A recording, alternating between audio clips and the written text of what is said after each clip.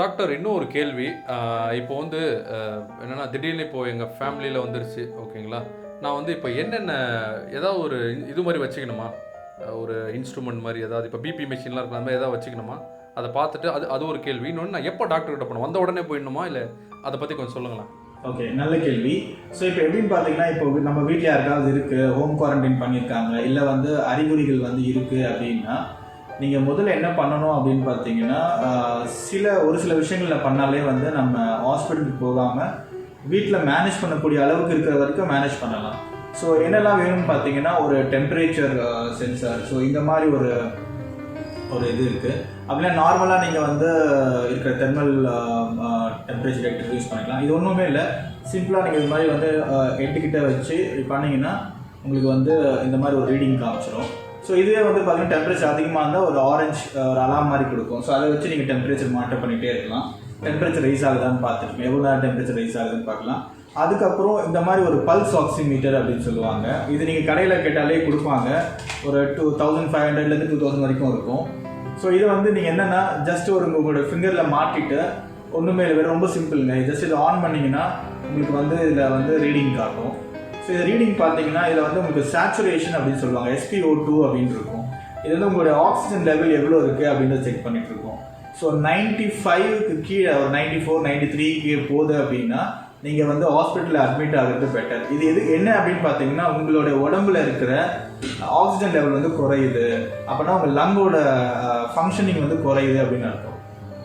So இது ஒரு முக்கியமான ஒரு இதை நீங்கள் வாங்கி வச்சுக்கிட்டிங்கன்னா உங்களுக்கு ஈஸியாக இருக்கும். அதே மாதிரி இதில் வந்து உங்களுடைய ஹார்ட் பீட்டும் காட்டும். ஹார்ட் பீட் அதிகமாகக்கூடாது, அதிகமானாலும் ஒரு பிரச்சனை. ஸோ டாக்கிகார்டியா அப்படின்னு சொல்லுவாங்க. அது மாதிரி இருந்தால் நீங்கள் இமீடியட்டாக ஹாஸ்பிட்டலுக்கு போகிறது பெட்டர். அது வரைக்கும் உங்களுக்கு வேறு எதுவும் பிரச்சனை இல்லை, சேச்சுரேஷன் நார்மலாக இருக்குது அப்படின்னா நீங்கள் டெஃபினட்டாக வீட்லேயே பார்த்துக்கலாம். மூச்சு திணறல் இருக்குது, ஒருத்தருக்கு வந்து மூச்சு விட கஷ்டமாக இருக்குது, அது மாதிரி ஒரு கட்டத்தில் வந்து நம்ம ஹாஸ்பிட்டலில் அணுகி நம்ம ப்ராப்பராக ஒரு ட்ரீட்மெண்ட் எடுக்கிறது பெட்டர். ஏன்னா நீங்கள் சிடி எடுத்தாங்க அப்படின்னா உங்களுடைய லங் வந்து எந்த அளவுக்கு டேமேஜ் ஆகிருக்கு அப்படின்றது அவங்களுக்கு ஃபர்தராக தெரியும். அதுக்கேற்ற மாதிரி ஒரு ட்ரீட்மெண்ட்டை அவங்க ஸ்டார்ட் பண்ணுவாங்க. அது வரைக்கும் நீங்கள் வீட்லேயே வந்து ஜிங்கோ பீட்டல்னு ஒரு மாத்திரை இருக்குது, விட்டமின் சி இருக்குது. அதே மாதிரி நீங்கள் ப்ரோபயோட்டிக் வேணும் அப்படின்னா பிஃபிலாக்னு ஒரு ப்ரோபயோட்டிக் இருக்குது, அதை எடுத்துக்கலாம். ஸோ டோலோ 650 லைக் உங்களுக்கு ஃபீவர் இருக்கணும் அப்படின்னா நீங்கள் உங்களுடைய ஃபிசிஷியன் யாராவது இருந்தாங்கன்னா அவங்களை ஃபோனில் காண்டாக்ட் பண்ணி டெலிமெடிசன்ஸ் மாதிரி அவங்ககிட்ட நீங்கள் ப்ரிஸ்கிரிப்ஷன் வாங்கி உங்களுடைய அறிகுறிகளை சொல்லி நீங்கள் பண்ணிக்கலாம். கேள்வி, இப்போ வீட்டிலே இருக்கு, நான் என்ன மாதிரி ஃபுட் எடுத்துக்கணும் இந்த மாதிரி டைமில்? இதுதாங்க ரொம்ப ரொம்ப முக்கியம். நீங்கள் மருந்து கூட எடுக்கணும்னு அவசியமே இல்லை. எல்லாருக்கும் ஒரே ஒரு அட்வைஸ் என்ன அப்படின்னா, இந்த டைமில் உங்களுக்கு முக்கியமான தேவை என்ன அப்படின்னு பார்த்தீங்கன்னா உங்களுக்கு எனர்ஜி. உங்கள் உடம்புக்கு வந்து உங்களோட இம்யூன் செல்ஸ் அந்த வைரஸ் கூட ஃபைட் ஆகும்போது சில எனர்ஜிஸ் தேவை. ஏன்னா நீங்கள் ரொம்ப டயர்டாக ஃபீல் பண்ணுவீங்க. ஸோ நீங்கள் என்ன பண்ணணும் அப்படின்னா, இப்போது கவர்மெண்ட்டில் என்ன பண்ணுறாங்கன்னு பார்த்தீங்கன்னா, காலையில் எழுந்த உடனே ஒரு கஷாயம், அதுக்கப்புறம் வந்து கரெக்டான டைமுக்கு மார்னிங் ஒரு டிஃபனு, அதுக்கப்புறம் இன்பிட்வீன் ஒரு 2 முட்டை. ஸோ அதுக்கப்புறம் பார்த்தீங்கன்னா லஞ்ச் வந்து பார்த்தீங்கன்னா நீங்கள் நான்வெஜ் சாப்பிட்றவங்க இருந்தால் டெஃபினட்டாக நான்வெஜ் எடுத்துக்கோங்க, மீன் சாப்பிடுங்க. ஏன்னா அது எல்லாமே உங்களுக்கு வந்து நிறைய ப்ரோட்டீன் கொடுக்கும். அதுக்கப்புறம் ஒரு 4 o'clock இல்லை 4:30 திருப்பி ஏதாவது ஒரு கஷாயமோ இல்லை வந்து சுண்டல் இல்லைனா வேர்க்கடலை அந்த மாதிரி வேக வச்ச ஒரு சில சாப்பிடுங்க. அகைன் நைட் வந்து ஒரு ஹெல்த்தியான ஒரு டிஃபன் சாப்பிடுங்க. ஸோ இந்த மாதிரி பேலன்ஸ்டாக ஒரு டயட்டு நீங்கள் சாப்பிட்டுட்டே வந்தீங்க அப்படின்னா நீங்கள் தயவு செஞ்சு ஃபுட்டை ஸ்கிப் பண்ணாதீங்க. கண்டினியூஸாக ஏதாவது ஒரு இன்டேக் எடுத்துகிட்டே இருங்க. உங்களோட உடம்பு வந்து நிறைய தண்ணி குடிங்க, ஹாட் வாட்டர் குடிங்க. இன்னொரு முக்கியமான விஷயம் என்னென்னா, நைட் சில பேருக்கு வந்து தொண்டை வந்து ஒரு மாதிரி வலிக்கிற மாதிரி இருக்குது அப்படின்னா 2 விஷயங்கள் இருக்குது. மஞ்சளும் உப்பும் போட்டு நீங்கள் வந்து ஹாட் வாட்டரில் காலையில் ஒரு வாட்டி, மதியானம் ஒரு வாட்டி, ஈவன் நைட்டு தூங்க போகிறதுக்கு ஒரு வாட்டி வந்து நீங்கள் காகுல் பண்ணீங்க, அதாவது கொப்பளிச்சிங்க அப்படின்னா அந்த வைரஸை வந்து அது தொண்டையிலேருந்து நீக்கிறதுக்கான வாய்ப்புகள் அதிகம். இல்லை எனக்கு அது வேண்டாம் அப்படின்னா பாவிடின்னு ஒரு சொல்யூஷன் இருக்குது, அது oral wash.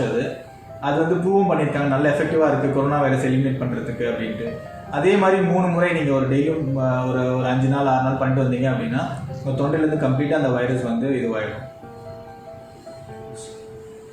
Okay thanks doctor. Okay, ஆன்சர்ஸ்லாம் ரொம்ப இன்ட்ரெஸ்டிங்காக இருக்குது டாக்டர். ஏன்னா முதல்ல நீங்கள் சொன்ன மாதிரி முதல்ல இந்த பயத்தை போட்டுடணும். ஏன்னா எனக்கே வந்து பார்த்தீங்கன்னா இந்த பயம் தான், ஐயோ வந்துருச்சுன்னா இப்படின்னா அந்த பயம் போயிடுச்சுனாலே பாதி நோய் தீர்ந்துடும். இது நம்ம ஜென்ரலாக நம்ம முன்னோர்கள் சொன்னது தான். அதே தான் நீங்களும் சொல்கிறீங்க, இது ஆப்டாக இருக்குது. ஓகே, அடுத்த கொஸ்டினுக்கு போகிறேன். அடுத்த கேள்வி பார்த்தீங்கன்னா பரவுதல். இப்போது நானே பார்த்தீங்கன்னா மாஸ்க் போட்டும்போது இந்த கடை இப்போ நிறைய தெருவோரங்களெல்லாம் கூட வந்துருச்சு, இந்த துணி மாஸ்க் மாதிரி கொடுக்குறாங்க. அந்த மாஸ்க்கு போட்டுட்டு போகிறோம். ஆனால் நான் ஒரு ஸ்டேட்டஸில் பார்த்தேன், அதில் என்ன போட்டிருக்காங்கன்னா பர்சன்டேஜ் போட்டிருக்கான். N95 அதுவும் துணி மாஸ்க்கு, ஸ்பாஞ்ச் மாஸ்க், அப்புறம் பனியன் கிளாத் மாஸ்க்கு, அப்புறம் சர்ஜிக்கல் மாஸ்க்கு. ஸோ இதெல்லாம் இருக்குது பார்த்தீங்களா. இது இப்போ இந்த துணி கேள்வி என்னென்னா, துணி மாஸ்க் போட்டு போகிறது எப்படி, எந்த அளவு சேஃபு? ஸோ இதை பற்றி கொஞ்சம் சொல்லுங்கள். ஒரு முக்கியமான விஷயம் அப்படின்னு பார்த்தீங்கன்னா, இந்த நோய் பரவுதலை தடுக்கிறது வந்து மாஸ்க் போடுறது. ஸோ மாஸ்க்லேயே பார்த்தீங்கன்னா யூஸ்வலாக பார்த்தீங்கன்னா 2 வகை. ஒன்று வந்து சர்ஜிக்கல் மாஸ்க் அப்படின்னு சொல்லுவாங்க, இன்னொன்று வந்து N95 மாஸ்க். சர்ஜிக்கல் மாஸ்க்ன்றது க்ரீன் கலரில் 3 ply 2 ply அப்படின்னு சொல்லுவாங்க. அந்த 3 ply 2 plyன்றது என்னன்னு பார்த்தீங்கன்னா, அது ஒரு 3 லேயர் இருக்கும் ஒரு அந்த சர்ஜிக்கல் மாஸ்கில். அதுதான் 3 ply. 2 plyனா 2 லேயர்ஸ் இருக்கும்.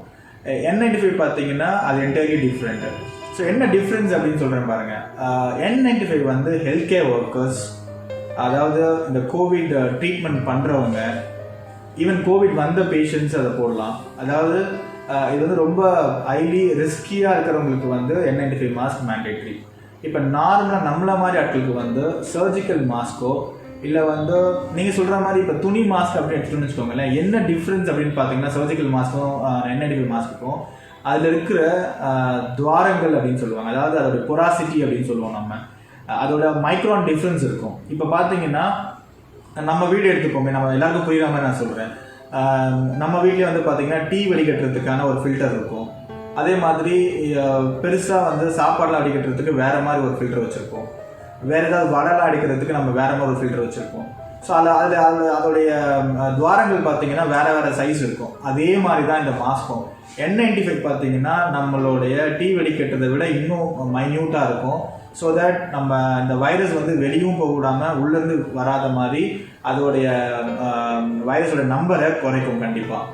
சர்ஜிக்கல் மாஸ்க் பார்த்தீங்கன்னா ஒரு பர்டிகுலர் டிஸ்டன்ஸ் வரைக்கும் அதால் தடுக்க முடியும். ஃபார் எக்ஸாம்பிள் ஒரு 100 வைரஸ் வருதுன்னு வச்சுக்கோங்களேன். நீங்கள் வந்து ஒரு குறிப்பிட்ட டிஸ்டன்ஸில் இருக்கீங்க அப்படின்னா அது வந்து ரொம்ப ரேராக ஒரு வைரஸ் உள்ளே என்ட்றதுக்கான சான்சஸ் இருக்குது. பட் அதே நீங்கள் இன்னும் கொஞ்சம் டிஸ்டன்ஸ் கம்மியாகுன்னா நீங்கள் மாஸ்க் போடுறதுனால அந்த பர்சன்டேஜ் ஆஃப் வைரஸ் வந்து உங்களுக்கு கண்டிப்பாக குறையும். பட் கம்ப்ளீட்டாக அவங்களால ப்ரொடெக்ட் பண்ண முடியுமா அப்படின்னா கண்டிப்பாக இல்லை. இன்னும் துணி மாஸ்க்லாம் எடுத்துட்டிங்கன்னா அதோட துவாரங்கள் வந்து இன்னும் அதிகம். ஸோ என்ன அட்வான்டேஜ் துணி மாஸ்க்னு பார்த்தீங்கன்னா, நீங்கள் வாஷ் பண்ணி போட்டுக்கலாம். என்ன சொல்லலாம் அப்படின்னு பார்த்தீங்கன்னா, இப்போ நிறைய பேர் நிறைய மாஸ்க் யூஸ் பண்ணுறதுனால இந்த 3 ply மாஸ்க் அதெல்லாம் ரொம்ப டிமாண்ட் ஆகிடுச்சு. ஸோ ஒரு நல்ல குவாலிட்டியான மாஸ்க், நல்ல குவாலிட்டியான ஒரு துணி மாஸ்க் வந்து நீங்கள் யூஸ் பண்ணீங்க அப்படின்னா வெளியே போகும்போது அந்த வைரஸ் பக்கத்தில் இருக்கவங்களோட ஒரு இது வரும்போது அது தடுக்கிறதுக்கான வாய்ப்புகள் இருக்குது. பட் கம்ப்ளீட்டாக உங்களை அது வந்து துணி மாஸ்க் வந்து ப்ரிவென்ட் பண்ணுமா அப்படின்னா, ஒரு குறிப்பிட்ட டிஸ்டன்ஸில் இருக்காங்க அப்படின்னா அது கண்டிப்பாக வந்து ப்ரிவென்ட் பண்ணாது. ஏன்னா அதில் இருக்கிற துவாரங்கள் வந்து கொஞ்சம் அதிகம். டாக்டர், இன்னொரு கேள்வி. இப்போது இந்த ஃபார் எக்ஸாம்பிள் ஒரு கொரோனா பேஷண்ட்ஸ் வந்து மருத்துவமனையில் இறந்துடுறாருன்னு வச்சுக்கலாம். அது ஏன் ஃபேமிலிக்கிட்ட கொடுக்க மாட்டுறாங்க? ஏன்னா என்ன சில பேர் என்ன சொல்கிறாங்க, டெட் பாடியிலேருந்து கொரோனா பரவுறது ரொம்ப அரியுது, அவ்வளோலாம் அதிகமாக பண்ணாதுன்னா அப்படி இருக்கும் கொடுத்துடலாம்ல, ஏன் கொடுக்க மாட்டுறாங்க? அவங்களே எடுத்துகிட்டு போய்ட்டு அப்படியே போயிட்டு அவங்க வந்து இது புதைச்சிடுறாங்களே, ஏன் டாக்டர்? அது கண்டிப்பாக இது ஒரு நல்ல முக்கியமான ஒரு கேள்வி. என்ன ரீசன் பார்த்தீங்கன்னா, கண்டிப்பாக நீங்கள் சொன்ன மாதிரி உங்களுடைய கேள்வியிலே ஒரு பதில் இருக்குது. ஒருத்தவங்க வந்து இறந்துட்டாங்க அப்படின்னா அவங்களுடைய உடம்புலேருந்து இந்த கொரோனா வைரஸ் வெளியே வர்றது வந்து கம்மி. ஏன் அப்படின்னு சொல்கிறோன்னு பார்த்தீங்கன்னா, நம்ம நார்மலாக ஒருத்தர் உயிரோடு இருக்கும்போது தான் சுவாசிக்கிறாரு, அவருடைய நீர் குமிழ்கள் வந்து வெளியே வரும், தும்புவார் இல்லை ஏதாவது பேசுவார். ஒரு இறந்துட்ட போது அவர் வந்து எந்த ஒரு அசைவுமே இல்லாமல் அவர் இருக்கிறதுனால அவருடைய நுரையீரலையோ இல்லை தொண்டையிலோ இருக்கிற வைரஸ் வந்து வெளியே வர்றதுக்கான வாய்ப்புகள் வந்து 90% 95% வந்து ரொம்ப ரொம்ப கம்மி. ஏன் கொடுக்க மாட்டாங்க அப்படின்னு பார்த்தீங்கன்னா, இந்த வைரஸோடைய புரிதல் நமக்கு இன்னும் இல்லை ஒரு விஷயம். இன்னொரு விஷயம், இது வந்து பரவுதல் நம்ம தடுக்கணும். நம்ம எல்லாருக்குமே நம்ம வீட்டில் யாராவது இறந்துட்டாங்கன்னா ரொம்ப கஷ்டமாக தான் இருக்கும், இல்லைன்னு சொல்லலை. பட் அதே சமயத்தில் நம்ம மற்றவங்க வீட்டில் இருக்கவங்களுக்கு வரக்கூடாது அப்படின்னு நம்ம நினைக்கும் போது இது ஒரு முக்கியமான ஒரு விஷயமா இருக்குது. எதனால கொடுக்க மாட்டாங்க அப்படின்னு பார்த்தீங்கன்னா, ஒரு சில சடங்குகள் வந்து நம்ம நாட்டில் வந்து பார்த்திங்கன்னா இறந்த உடனே நம்ம வந்து நிறைய சடங்குகள் பண்ணுவோம். சில பேர் வந்து பார்த்தீங்கன்னா அவங்க இறந்தவங்களை வந்து தண்ணி ஊற்றி கழுவுவாங்க. அது இல்லாமல் நம்ம எமோஷ்னலாக போய் வந்து நம்ம அவங்க மேலே விழுந்துலாம் அழுவாங்க. ஸோ அந்த மாதிரி டைமில் அவங்களுடைய பாடி மேலே ப்ரெஷர் போகும்போது அந்த வைரஸ் வந்து எஸ்கேப் ஆகிறதுக்கான சான்சஸ் இருக்குது. ஸோ அந்த மாதிரி டைமில் ஒரு பாமர மனுஷனுக்கு வந்து அந்த புரிதல் இருக்காது கண்டிப்பாக. இப்போ ரொம்ப எஜுகேட்டான பீப்புளுக்கு வந்து தெரியும், அவங்க ஒரு ஃப்ரீசர் பாக்ஸ்லேயே வச்சுருப்பாங்க, அதுக்கேற்ற மாதிரி கொண்டு போயிடுவாங்க. ஸோ அவங்களுடைய பாடி ஃப்ளூயிட்லேருந்து பரவாது, கண்டிப்பாக பரவாது. மெயினாக அவங்க பேசும்போதோ இல்லை நுரையீரல் இருந்தோ ஏதாவது ஒரு ஏர் ட்ராப்லெட் வந்தால் மட்டும்தான் பரவும். அந்த காலத்தில் பார்த்தீங்கன்னா நம்ம முன்னோர்கள் வந்து ரொம்ப ரொம்ப ரொம்ப தெளிவாக பண்ணியிருக்காங்க. இது கண்டிப்பாக சொல்லி ஆகணும். ஏன் அப்படின்னா அது என்ன ரீசன் நமக்கு தெரியாமல் இருந்தது. இறந்த உடனே மூக்கில் பஞ்சு வச்சுருவாங்க. அதுக்கப்புறம் வந்து பார்த்தீங்கன்னா வாயை வந்து ஏதாவது துணி வச்சோ இல்லை வந்து வெத்தலை இருக்குது பார்த்தீங்களா, வெத்தலை மஞ்சள்லாம் அரைச்சி மூடிடுவாங்க. ஏன் அப்படின்னு பார்த்தீங்கன்னா அந்த கெட்ட கிருமிகள் வந்து வெளியே வரக்கூடாது அப்படின்றதுக்காக. அப்படிதான். ஸோ அந்த மாதிரி அது ஸ்ப்ரெட் ஆகுது அப்படின்ற ஒரு ரீசனுக்காக மட்டும்தான் கொடுக்க மாட்டாங்களே தவிர வேற ஒன்றும் இல்லை. பட் இனிஷியலாக பார்த்தீங்கன்னா ஒரு சில நிஃபா வைரஸ்லாம் வரும்போது எல்லாரையுமே எரிக்கிற மாதிரி தான் பண்ணிட்டு இருந்தாங்க. பட் அதுக்கப்புறம் ஒரு சில விஷயங்கள் பண்ணி ப்ளீச்சிங் பவுடர் போடுறது, ஹைபாக்சிக்ளோரைட் அப்படின்னு சொல்லுவாங்க.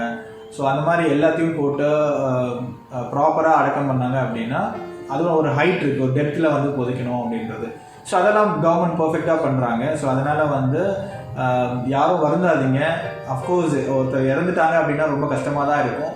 பட் நம்ம மற்றவங்களை பார்க்கும்போது அடுத்தவங்களை பார்க்கும்போது நம்ம வந்து இந்த ஒரு விஷயம் நம்ம பண்ணி தான் ஆகணும், நம்ம மனசை கல்லாக்கிட்டு. இப்போ என்ன சொல்கிறாங்கன்னா, நானும் இந்த இதெல்லாம் பார்க்குறேன், ஸ்டாட்டிஸ்டிக்ஸ்லாம் பார்க்கும்பொழுது ஆண்களுக்கு மட்டும் ரொம்ப அதிகமாக வருது, பெண்களுக்கு இது கம்மியாகுது. ஆண்கள் வெளியே போகிறாங்க, ப்ளஸ் இந்த ஸ்மோக்கிங் ட்ரிங்கிங் இருக்கிறதால வருதுன்னு நினைக்கிறீங்களா, இல்லை வேறு ஏதாவது ரீசன் இருக்குங்களா? கண்டிப்பாக ஒரு முக்கியமான கொஸ்டின்.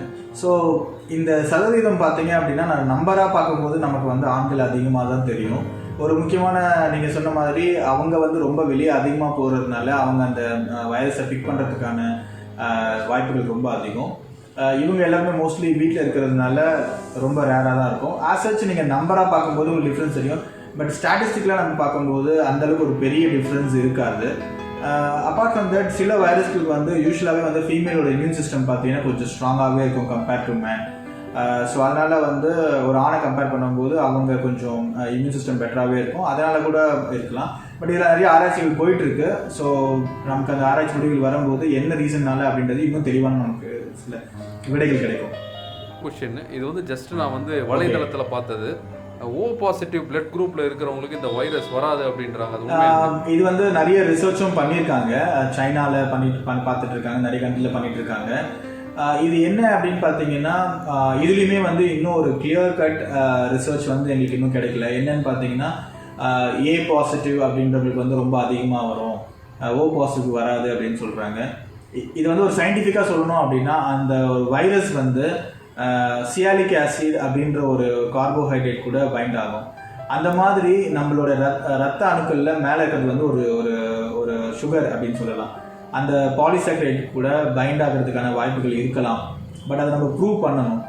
இது வரைக்கும் பார்த்த ஸ்டடியில் என்ன சொல்கிறாங்க அப்படின்னா ஏ பாசிட்டிவ் அப்படின்றவங்களுக்கு நிறைய வந்திருக்கு, ஓவில் வந்து ரொம்ப கம்மியாக இருக்குது அப்படின்றாங்க. இது மேபி அந்த ஸ்டடி பண்ண பாப்புலேஷனோடைய பிளட் குரூப்புமே அந்த மாதிரி இருந்தாலும் அந்த மாதிரி ஒரு பயாஸ், அதாவது தப்பான ஒரு ரிசல்ட் வர்றதுக்கான வாய்ப்புகள் இருக்குது.